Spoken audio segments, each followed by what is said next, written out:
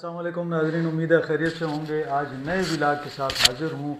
आज बात करेंगे कि सुहेल अफरीदी साहब ने सारी रात शदीद सर्दी के दौरान सड़क पर गुजार दी।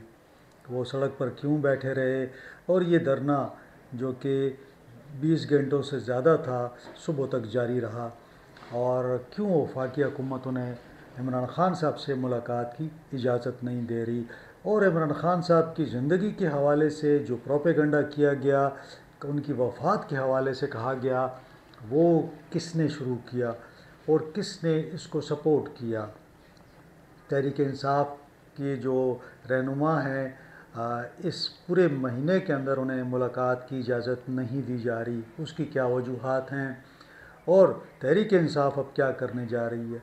तो ये तमाम मौजू है जिस पर बात होगी। और बात से पहले आपसे वही रिक्वेस्ट कि चैनल को लाइक करें, सब्सक्राइब करें, दोस्तों के साथ शेयर करना ना भूलिएगा, और ये जो बेल आइकॉन है ना, इसको आप प्रेस करें और ऑल ऑप्शन के साथ प्रेस करेंगे तो आपको नया व्लॉग मिलेगा।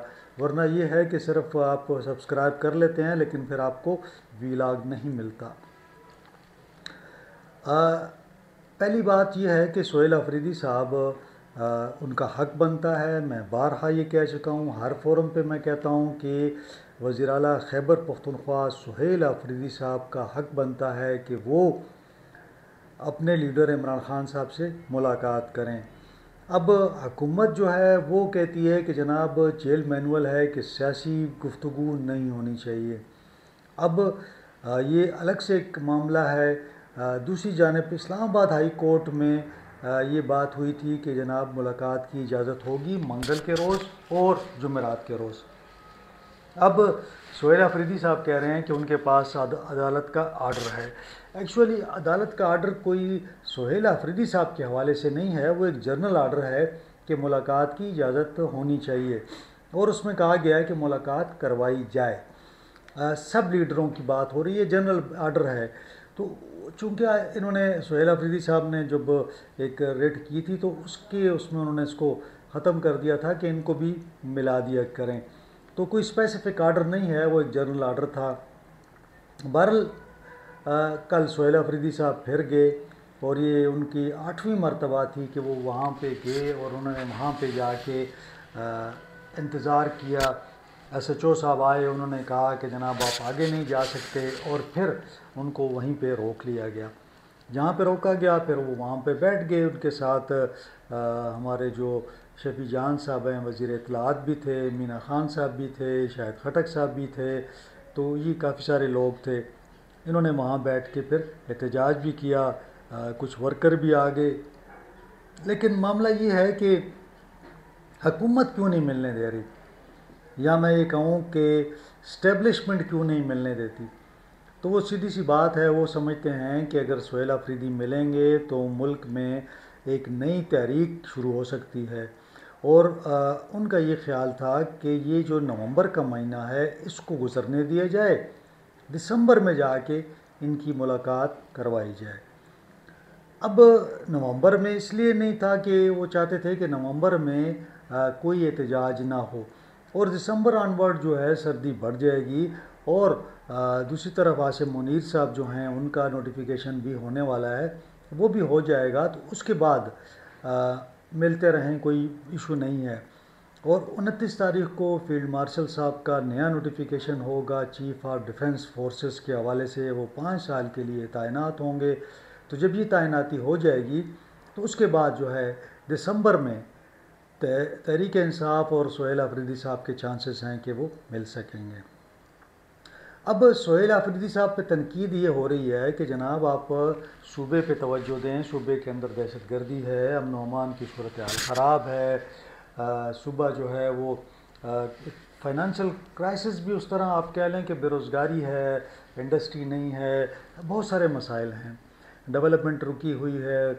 तो फोकस इस तरफ होना चाहिए गवर्नेंस का। यहाँ पे महकमों के अंदर करप्शन है, यहाँ पे किसी टाइम पे डिटेल में बात करेंगे कि करप्शन कैसे चल रही है। तो इसमें कोई दो राय नहीं है कि सूबे के अंदर करप्शन ज़्यादा है और गवर्नेंस जो है वो अच्छी नहीं है, बैड गवर्नेंस है। हर चीज़ जो है वो बग़ैर पैसे के चलती नहीं है। اور اب تو سفارش بھی نہیں چلتی، اب تو ٹھیک ٹھاک جو ہے نا ہر شخص کہتا ہے کہ جناب پیسے دیں اور اپنا کام کروائیں۔ اس پہ کسی دن ڈیٹیل میں بات کریں گے۔ دوسری طرف سہیل آفریدی صاحب نے کئی اعلانات کیے کہ جی فوج کو ہم واپس بھیج دیں گے، آج تک وہ اس پہ عمل نہیں کر سکے۔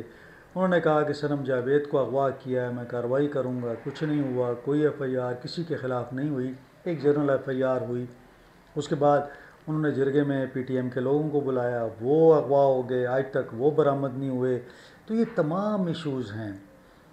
تو اب کہنے کا مقصد یہ ہے کہ اگر یہ تمام ایشوز رہتے ہیں، گورننس کے الگ پرابلمز ہیں، آپ احتجاج کریں، لیکن اگر آپ ہفتے میں 3 یا 4 دن اسلام آباد میں ہوں گے، 2 دن ویسے چھٹی ہوتی ہے، تو آپ خیبر پختونخوا میں 1 یا 2 دن ہوں گے، تو یہاں تو سارا کا سارا حکومت جو ہے وہ اسلام آباد چلی جاتی ہے، سیکٹریز بھی، چیف سیکٹری بھی سارے، اور پھر آپ یہاں پہ آ جائیں۔ تو یہ ایشوز چل رہے ہیں۔ میں دیکھ رہا تھا گورننس کے حوالے سے کہ لا اینڈ آرڈر کی سچویشن جو ہے وہ تیرا کے حوالے سے بہت زیادہ خراب نظر آ رہی ہے۔ تیرا سے تشکیلیں آ رہی ہیں، اور یہ جو ریسنٹلی حملے ہوئے، ایک سوئی گیس کا پائپ جو ہے وہ انہوں نے اڑا دیا، پھر ایف سی ہیڈ کوارٹر پہ جو حملہ ہوا، یہ تمام لوگ جو تھے افغان ملوث ہیں، لیکن یہ لوگ تیرا سے آئے۔ تو تیرا میں جو لوگ موجود ہیں یہ وہی وہاں سے جو ہے آج کل جو پشاور میں کارروائیاں ہو رہی ہیں تو تیرا سے ہو رہی ہیں۔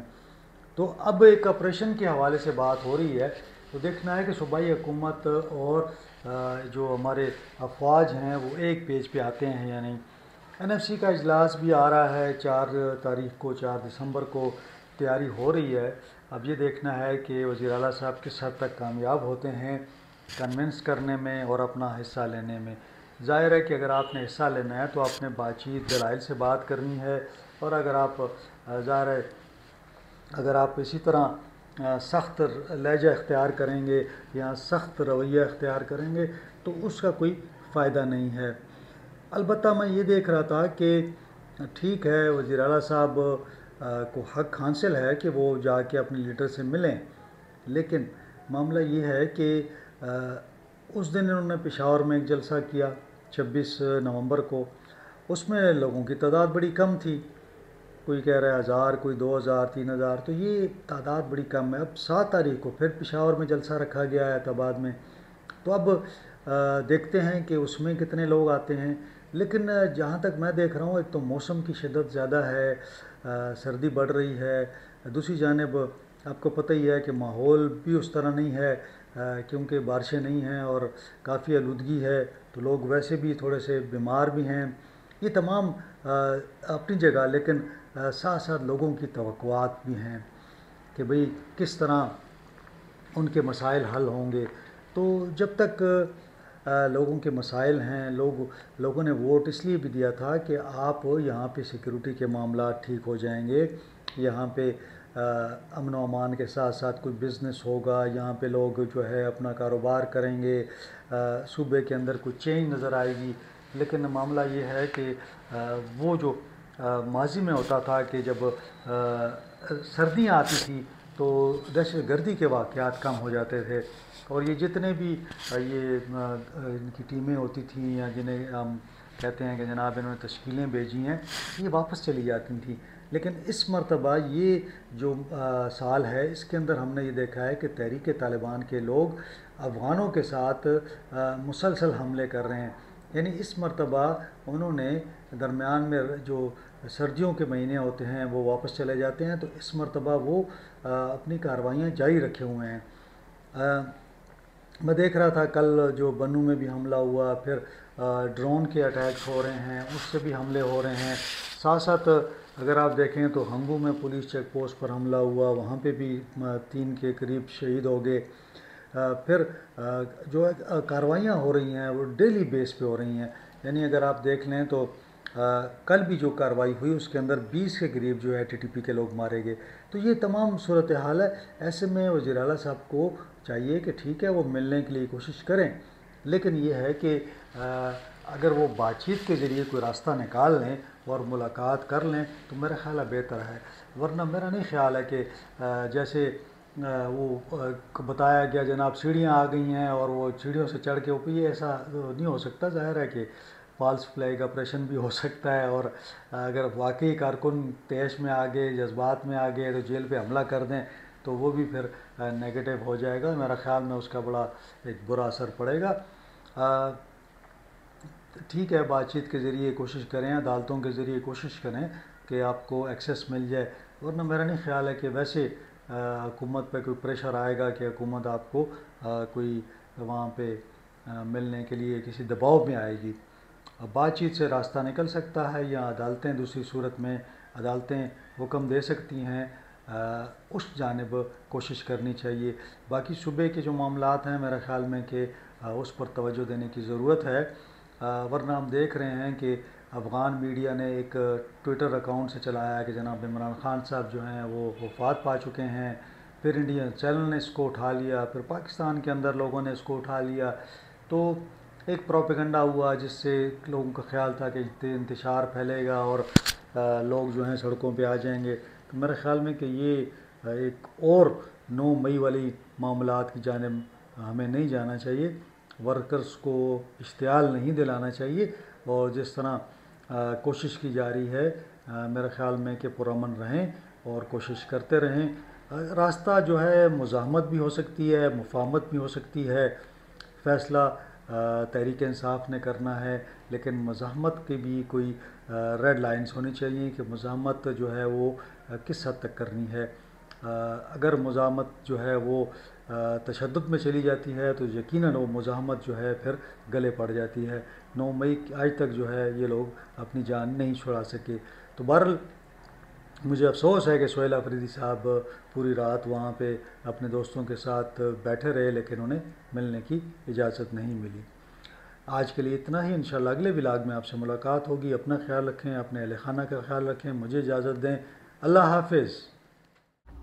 السلام علیکم ناظرین، امید ہے خیریت سے ہوں گے. آج ہم آپ کو ایک اسکول کا دورہ کرواتے ہیں. یہ اسکول جو ہے پاتراک دیر بالا میں ہے اور 15 سال گزر گئے ہیں، مگر پاتریک کے بیشو نمبر 1 اسکول کی دوبارہ تعمیر ابھی تک خواب ہی بنی ہوئی ہے. پاتراک کے دریا کنارے کھلے آسمان تلے بیٹھے یہ ننھے طالب علم خیبر پختونخوا کے تعلیمی ایمرجنسی کے سرکاری دعووں پر بڑا سوالیہ نشان ہیں.